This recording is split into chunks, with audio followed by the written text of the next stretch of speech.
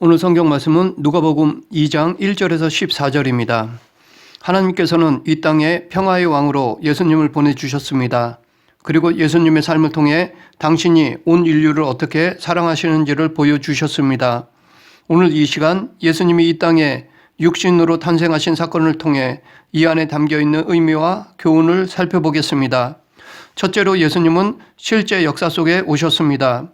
공관복음서는 각 저자들이 읽는 대상을 염두에 두고 기록한 것입니다. 누가복음은 헬라인들을 대상으로 쓴 것입니다. 특히 누가는 헬라인들에게 평화의 왕으로 오신 예수 그리스도를 알리기 위해 이 복음서를 기록하였습니다.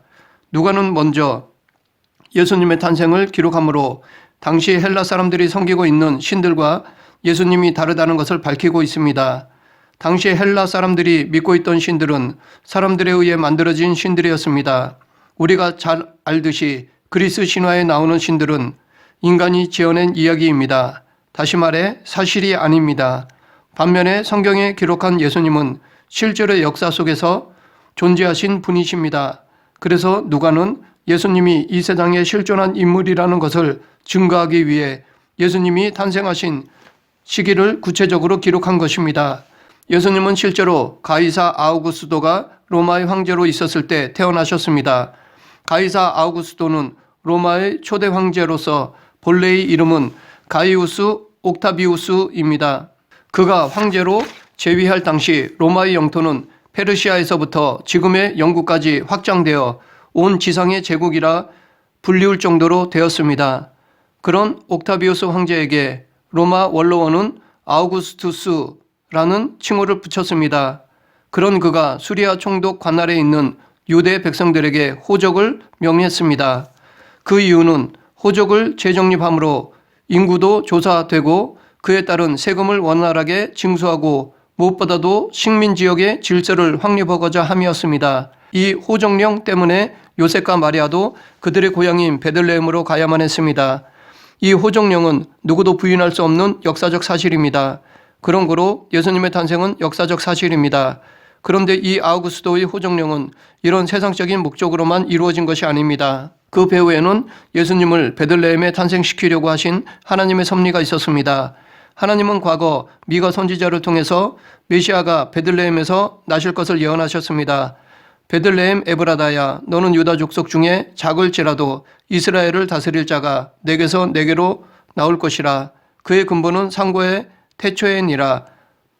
이 예언을 이루고자 갈릴리에 살고 있던 요셉과 마리아를 베들레헴으로 보내신 것입니다. 이처럼 하나님은 당신의 구속 역사를 진행하실 때 강권적으로 역사하실 수 있지만, 즉 요나처럼 물고기를 사용하여 강권적으로 당신의 뜻을 이루신 것처럼 역사하실 수 있지만, 대부분은 여기서처럼 세상 역사를 운행하시면서 그 가운데서 구속사를 성취해 나가십니다. 구속사뿐 아니라 세상의 모든 역사는 우연의 산물이 아니라 모두 하나님의 섭리의 산물입니다. 그러므로 우리는 하나님의 절대 주권을 인정하며 좋은 일이든 좋지 않은 일이든 그 안에서 하나님의 뜻을 구하고 찾아야 합니다. 둘째로 예수님은 가장 낮은 곳에 오셨습니다. 4절에 보면 요셉도 다윗의 집 족속이므로 라고 요셉이 다윗의 후손이라는 것을 강조하고 있는데, 이것도 과거 하나님께서 예언하신 것을 성취하신 것임을 증거하는 것입니다. 즉 예수님이 메시아로서 성경의 예언대로 다윗의 자손으로 베들레헴에서 나셨다는 것을 강조하기 위함입니다. 마태도 미가 선지자의 예언을 인용하여 유대 땅 베들레헴아, 너는 유다 고을 중에 가장 작지 아니하도다. 내게서 한 다스리는 자가 나와서 내 백성 이스라엘의 목자가 되리라 라고 기록하였습니다. 이처럼 구약에서 메시아와 관련된 예언은 거의가 다윗의 왕국과 관련되어 있습니다. 다윗 왕국은 솔로몬 시대를 거치면서 남북으로 분열되었고, 결국 북이스라엘은 722년에 아수르에 의해 멸망되고 남유다는 586년 바빌론에 의해 멸망하였습니다. 이스라엘이 분열되기 이전의 다윗 왕국은 당대 최강의 나라로서 이스라엘의 영광을 드러낸 때였습니다. 그래서 이스라엘 백성들은 언제나 과거 다윗의 영광을 그리워하며 메시아가 오면 그때의 영광을 다시 회복하실 것을 기대했습니다. 이런 이유로 다윗은 오실 그리스도의 표상이라 할 수 있습니다. 예수님은 태어나시자 강보에 쌓여 구유에 뉘어졌습니다. 베들레헴에는 각처에서 호적하려고 온 유다 지파 사람들로 인해 북적거렸습니다. 베들레헴은 비록 다윗의 태어난 동네였지만 아주 작은 촌에 지나지 않았습니다.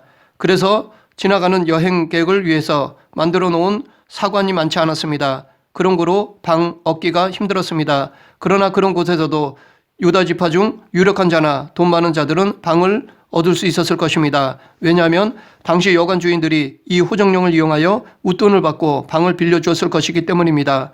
반면에 가난했던 요셉은 방을 얻을 수가 없었습니다. 그래서 마리아가 해산을 하게 되자 급하게 마구간이라도 빌려 해산한 것입니다. 태어나신 예수님을 강보에 쌓았는데 강보라는 말은 찢다라는 말에서 파생된 단어로서 아마도 요셉과 마리아는 태어나신 아기 예수님을 감싸 덮을 천이 없어서 할 수 없이 가지고 있던 옷을 찢어 예수님을 쌌던 것 같습니다. 그만큼 그들은 가난했습니다. 예수님과 로마 황제 가이사 아구스토와 비교해 보면 만왕의 왕으로 오신 예수님은 초라하기 그지없습니다. 로마 황제는 아니더라도 로마의 통제하에 한 지역을 다스리던 헤롯 왕과 비교해도 예수님이 초라하기는 마찬가지입니다. 그래서 이사야 선지자는 그리스도에 대해 예언하기를 그는 주 앞에서 자라나기를 연한 순 같고 마른 땅에서 나온 줄기 같아서 고운 모양도 없고 풍채도 없은즉 우리의 보기에 흠모할 만한 아름다운 것이 없도다 라고 하였습니다. 이처럼 예수님은 성육신하실 때 마구간에서 출생하고 강보에 쌓일 정도로 낮게 오셨습니다. 뿐만 아니라 예수님의 공생의 기간에도 영광스러운 적이 한 번도 없으셨습니다. 만왕의 왕이지만 쉴만한 방 한 칸 없이 이리저리 떠돌아다니셨습니다. 그러기에 인자는 머리 둘 곳이 없도다 라고까지 말씀하셨습니다.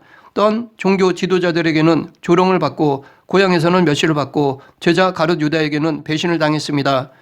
그리고 온갖 매질과 침뱉음과 십자가의 고난과 죽음을 당하셨습니다. 이처럼 세상의 영광과는 전혀 상관없는 분이셨습니다.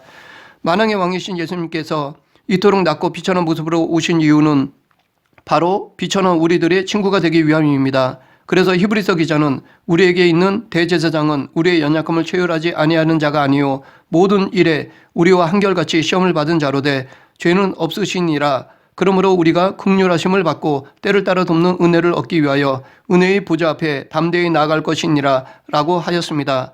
만약 예수님이 왕자로 태어났다면 권력으로 사역했을 것이고 부자로 태어났다면 돈으로 사역했을 것입니다. 물론 힘과 돈도 하나님께서 주신 일반 은총입니다. 우리가 사역을 하는 데 있어서 필요한 도구입니다. 하지만 만약 그랬다면 세상의 방법과 다를 바 없기 때문에 사람들은 예수님의 사역에서 하나님의 은혜나 능력을 찾기보다는 힘과 물질의 능력을 더 의지하고 섬겼을 것입니다. 그런 이유로 예수님은 철저히 하나님의 은혜와 능력으로 사역하고자 낮고 가난하게 오신 것이라 생각합니다. 그런데 갓 태어나신 예수님이 누우신 곳이 하필이면 구유였습니다. 구유는 가축의 먹이통입니다. 아마 이 구유는 소나 말의 밥그릇이었을 것입니다. 그래서 이 구유는 갓난 아기가 누울 정도로 큽니다. 그러고 보면 가축의 구유통이 만왕의 왕이시며 인류의 구속자로 오신 예수 그리스도의 요람이 된 것입니다. 그런데 이것도 우연의 일치가 아니라 하나님의 뜻이 담긴 섭리였습니다. 예수 그리스도께서 탄생하신 베들레헴의 지명의 뜻은 떡집입니다. 이것은 예수님과 연결하여 생각해보면 떡집의 그것도 가축의 먹이통에 예수님이 오신 것입니다. 이것은 곧 예수님이 양식이라는 것을 의미합니다. 예수님이 우리가 먹어야 할 양식이라는 것입니다. 즉 예수 그리스도는 우리를 위해 평생의 양식으로 이 땅에 오신 분이라는 것입니다. 영적 존재인 인간에게 반드시 필요한 영의 양식이 예수 그리스도라는 것입니다. 그래서 천사들도 목자들에게 너희가 가서 강보에 쌓여 구유에 누인 아기를 보리니 이것이 너에게 표적이니라 라고 말한 것입니다. 구유에 누인 아기가 표적이라는 것입니다.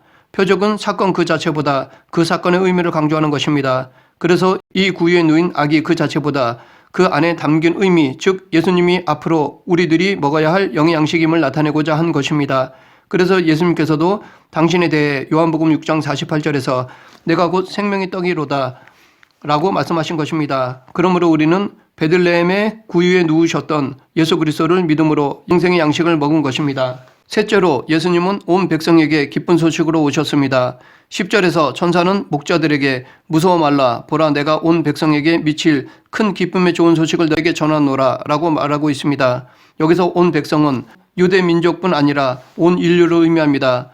그리고 큰 기쁨의 소식은 예수님의 탄생 소식을 의미합니다. 그러면 왜 예수 그리스도의 탄생이 온 인류에게 큰 기쁨의 소식이 되는 것일까요? 예수 그리스도께서 온 인류에게 죄값을 해결해 주셨기 때문입니다. 온 인류는 유대인이든 이방인이든 모두 하나님 앞에 죄인들입니다. 인간은 자기 의지와는 상관없이 누구나 생득적으로 아담의 원죄를 지니고 태어나기에 전적으로 타락했습니다. 모든 인간은 타락했기에 이 세상에 어느 누구도 이 죄값의 문제를 해결하지 못합니다. 아무리 성자라 하더라도 그 사람도 하나님 앞에서는 죄인이기 때문에 죄값의 문제를 해결할 수 없습니다.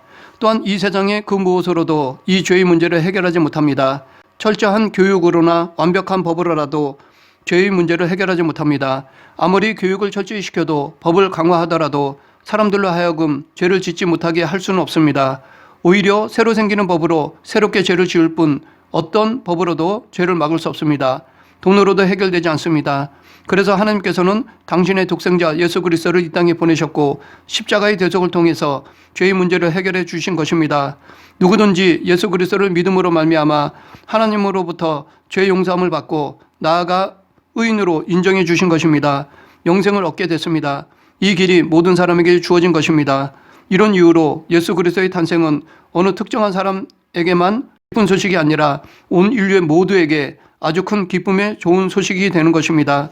그래서 우리는 이 소식을 복음이라고 말합니다. 그런데 아무나 이 복음을 영접하는 것은 아닙니다. 하나님께서 선택하신 사람만이 복음을 영접합니다. 그럼에도 불구하고 하나님은 이 복음을 우리 성도들이 만방에 전하기를 원하십니다. 솔직히 우리는 누가 선택된지 모르기 때문에 모든 사람을 대상으로 복음을 전해야 합니다. 본문에 나와 있듯이 첫 복음은 천사가 목자들에게 전해줬으나 지금은 예수 그리스도를 믿는 우리가 전해야 합니다. 이제는 복음 전파의 사명이 우리들에게 위임되었습니다. 그렇기 때문에 우리는 예수 그리스도를 전해야 합니다. 여기까지가 우리의 일이고 상대가 믿고 안 믿고는 하나님의 선택에 달렸습니다.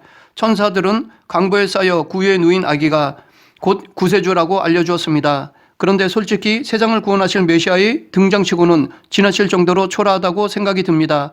천사들은 구주가 영광스러운 모습으로 하늘에서 강림하셨다고 하지 않았습니다.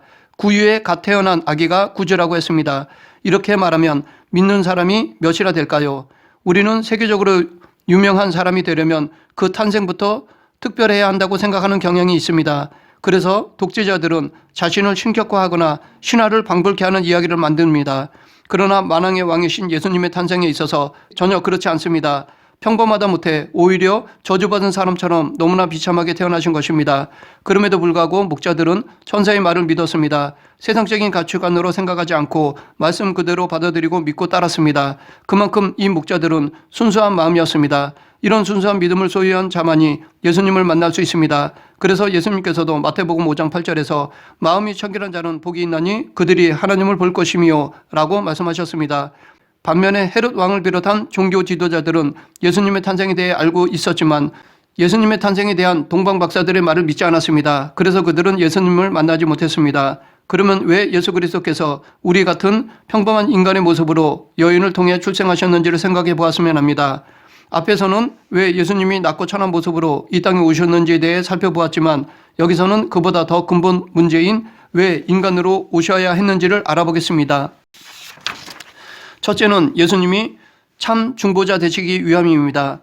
예수님은 완전한 인간, 완전한 하나님이십니다. 그렇기 때문에 예수님은 하나님의 모든 것을 다 아시고 인간의 모든 것을 다 아십니다. 양쪽을 모두 아우르는 하나님과 인간과의 유일한 중보자 되십니다. 그렇다고 하나님이 인간을 모르는 것은 아닙니다. 하나님은 인간을 창조하신 분이시기 때문에 인간보다 인간을 더 잘 아시는 분이십니다. 다만 우리 편에서 중보자로서 인정케 하시려고 예수님이 성령 하신 것입니다. 또 한 가지 이유는 천상의 모습으로 오셨다면 그 경외감으로 예수님을 가까이 하지 못하기 때문입니다. 실제로 본문에서 천사를 본 목자들은 무서워했습니다. 이것은 세례 요한의 아버지 사가랴나 마리아도 마찬가지였습니다. 뿐만 아니라 천사를 본 모든 사람이 무서워 떨었습니다. 이사야 선지자도 그랬고 에스겔도 그랬습니다. 다니엘은 아예 혼절하여 알아누울 정도였습니다. 기드온은 천사를 보고 죽는 줄 알고 울었습니다. 이렇게 신앙의 위인들도 천사만 보고도 무서워했습니다. 하물며 예수 그리스도는 천사와는 그 영광을 비교할 수 없는 성자 하나님이십니다. 하나님의 아들인 예수님의 본 모습을 직접 뵈면 그 경외감으로 죽은 사람처럼 될 것입니다. 그 증거로 변화산상에서 변화된 그리스도의 영광의 극히 일부분을 본 제자들은 매우 무서워했습니다. 계시록에서 주의 영광스러운 모습을 본 요한도 무서워했습니다. 그러하기에 우리들이 두려움 없이 친근하게 대할 수 있도록 예수 그리스도께서 우리와 같은 인간으로 태어나신 것이라 생각합니다. 마지막으로 예수님은 하나님께는 영광으로 우리들에게는 평화로 오셨습니다. 14절은 천군 천사들이 예수님의 탄생을 축하하는 찬양입니다. 그들은 예수 그리스도의 탄생이 하나님께 영광이 된다고 찬송하고 있습니다. 하나님은 원래부터 천상천하의 영광을 가지고 계신 분이십니다. 그래서 시편 93편 1절에서 여호와께서 통치하시니 스스로 권위를 입으셨도다 라고 했고, 출애굽기 15장 11절에서는 여호와여 신중에 주와 같은 자 누구니이까 주와 같이 거룩함으로 영광스러우며 찬송할 만한 위엄이 있으며 기이한 일을 행하는 자가 누구니이까 라고 했습니다. 그런데 인간의 첫 조상 아담과 하와가 사단의 유혹을 받아 하나님 앞에 죄를 범했으며 그 후손들조차 계속적으로 죄를 범함으로 하나님의 영광을 가리고 말았습니다. 그런 우리들을 위해 하나님께서는 독생자 예수 그리스도를 보내셨고, 우리 한 사람 한 사람이 그리스도의 십자가를 통해 회개하고 당신에게 다시 돌아올 때마다 하나님은 기뻐하며 영광을 받으시는 것입니다. 예수님도 누가복음 15장 7절에서 내가 너에게 이르노니 이와 같이 죄인 하나가 회개하면 하늘에서는 회개할 것이 없는 의인 99을 인하여 기뻐하는 것보다 더하리라 라고 말씀하셨습니다. 우리는 하나님의 영광을 우리의 죄로 흠집을 내었지만 하나님은 예수 그리스도의 십자가 대속을 통해 죄인들을 구원하심으로 당신의 영광을 다시 복구하십니다. 또한 예수 그리스도의 오심이 땅에서는 하나님이 기뻐하시는 사람들 중에 평화라고 말하고 있습니다. 그런데 이 땅에는 예수 그리스도의 오심을 불안해하며 평화를 얻지 못하는 사람이 있습니다. 그 대표적인 사람이 헤롯 왕입니다. 그는 메시아가 나타나셨다는 소식을 듣고 불안하여 견딜 수 없어 2살 이하의 사내 아이들을 다 죽여버렸습니다. 또한 제사장들과 유대 지도자들도 예수님의 탄생을 기뻐하지 않았습니다. 이들은 동방의 박사들에게 메시아가 오실 장소를 알려주고도 정작 이들은 영접하러 베들레헴으로 가지 않았습니다. 입으로는 메시아를 기다린다고 했지만 정작 메시아가 오셨을 때는 관심도 두지 않았습니다. 반면에 죄인들, 스웨덴 자들, 세리들은 예수님을 영접하고 세상이 줄 수 없는 평화를 누렸습니다. 이처럼 신분이나 직책에 상관없이 그 누구라도 예수 그리스도를 영접한 자만이 진정한 참평화를 누릴 수 있습니다. 이 참평안을 누린 대표적인 사람이 바울입니다. 바울은 죽을 고비도 많이 넘기고 굶기도 했고 매도 맞고 감옥에 갇히기도 했지만 그는 늘 평안을 누렸습니다. 신라와 매를 맞고 옥에 갇혀 있을 때도 찬양을 할 정도로 마음의 평화를 누렸습니다. 세상이 주는 평화는 잠깐이요 아무리 길어도 이 세상에서 뿐이지만 예수님이 주시는 평화는 영원합니다. 그러므로 우리도 예수님을 영접하여 진정한 평강을 누려야 할 것입니다. 말씀을 정리하겠습니다. 우리가 믿는 하나님의 아들 예수 그리스도는 실제 역사 속에 오셨습니다. 또한 가장 낮은 곳으로 오셨습니다. 그리고 온 백성이 기쁜 소식으로 오셨습니다. 마지막으로 하나님께서는 영광으로 우리들에게는 평화로 오셨습니다. 성탄절을 맞이하여 이 예수 그리스도의 오심을 축하하며 하나님께 영광을 돌리는 저와 여러분이 되길 간절히 축원합니다. 기도하겠습니다. 사랑과 은혜가 풍성하신 하나님 아버지, 예수 그리스도의 성육신 하심에 감사드리고 예수님께서 이 땅에 오셔서 이루신 사역을 기억하며 지금 우리들도 예수님을 따르며 살아가는 성도가 되게 하여 주시옵소서. 예수님 이름으로 기도드립니다. 아멘.